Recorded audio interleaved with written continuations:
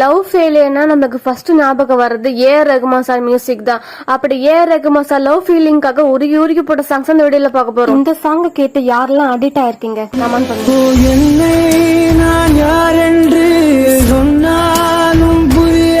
Rahman sir மியூசிக்ல one of the best song நான் அதை சொல்றேன்.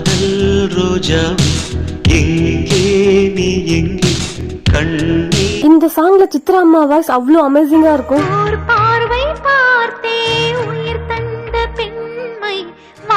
ரகுமான் சார் மியூசிக்ல one of the best song நான் அதை சொல்லுவேன்.